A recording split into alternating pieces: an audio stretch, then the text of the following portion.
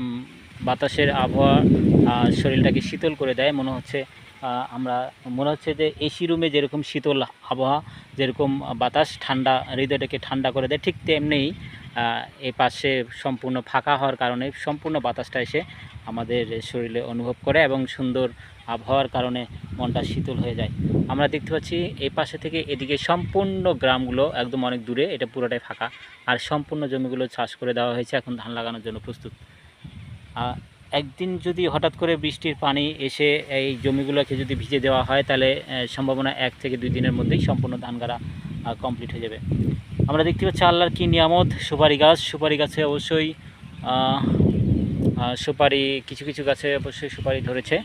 আমরা দেখাবো মহান আল্লাহ তাআলার নিয়ামত। এই যে গাছে, এটা হচ্ছে সুপারি গাছের হচ্ছে যেটাকে বলা হয় আমের যেরকম ময়লা আসে, এরকম সুপারি গাছেরও ময়লা আসে, আসার পরে এইখান থেকে সুপারি ধরে।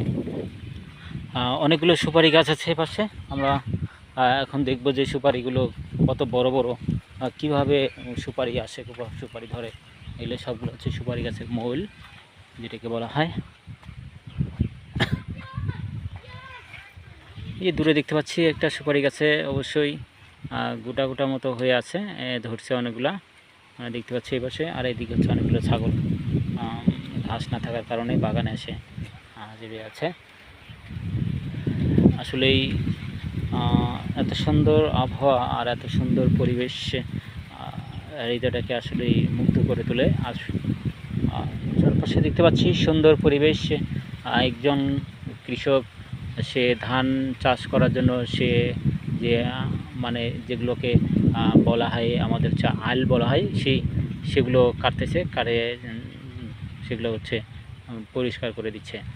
আমরা দূর থেকে দেখতে পাচ্ছি এই যে। তো শীতল পরিবেশ আর মুগ্ধকর বাতাস আমাকে অবশ্যই মুগ্ধ করে দিচ্ছে। আমরা নিত্য নতুন বিনোদন নিয়ে আসবো সামনে, আপনাদের তুলে ধরবো প্রাকৃতিক পরিবেশের যে সুন্দর একটা আবহাওয়া, সেই আবহাওয়া নিয়ে। আমরা এর পর্বে চলে যাব আমাদের পাশেই পার্ক আছে একটা, যে পার্কে দূর দূরান্ত থেকে অনেক মানুষ আসে দেখার জন্য। এবং পার্কে শাপলা ফুল, যেরকম শাপলা চত্বরে যেরকম শাপলা তৈরি করা হয়েছে, ঠিক তেমনি রামরাই আমাদের হচ্ছে নেচার পার্ক, সেখানেও অনেক সুন্দর সুন্দর দৃশ্য তৈরি করা হচ্ছে, সুন্দর সুন্দর বসার জন্য। সবাই দূর দূরান্ত থেকে আসে, তাদের জন্য বিভিন্ন আয়োজন, দোকানপাট অনেক কিছু আছে।